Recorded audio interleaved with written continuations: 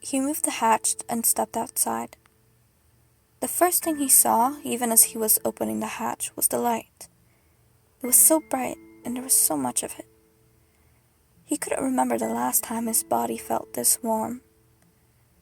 He looked at the blue sky and squinted against the sun. Yes, that's what his parents had called it. He only had a very vague childhood memories of the sun, of eating ice cream on a hot day in a park. He didn't remember quite how it looked, but he remembered how it felt as the sun beat down mercilessly against him. He remembered the stickiness of the ice cream as it melted on his hands, and he remembered laughing. With who? He isn't quite sure. It didn't matter now anyways. Whoever he was laughing with was probably dead. He wondered if he should be feeling scared.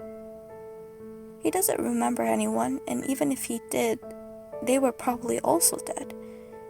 His parents, the only source of human connection he had, were also gone. They didn't survive the disease that somehow plagued them underground. It seemed that nobody did. But he did.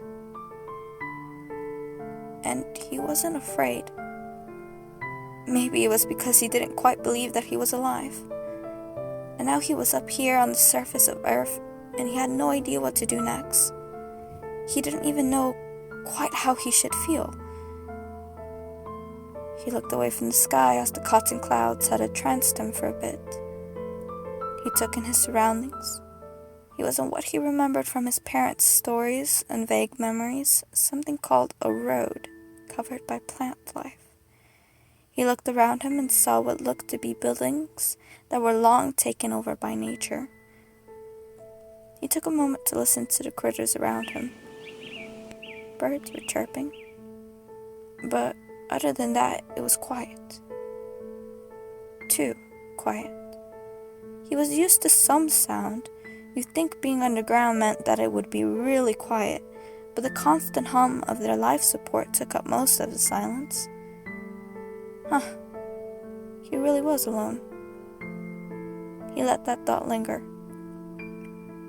It draped over his mind and caused his sight to blur. It was quiet. And he was alone. Alone. Alone, alone, alone, alone. After humanity, this was what was left. A lonely boy in a seemingly quiet world.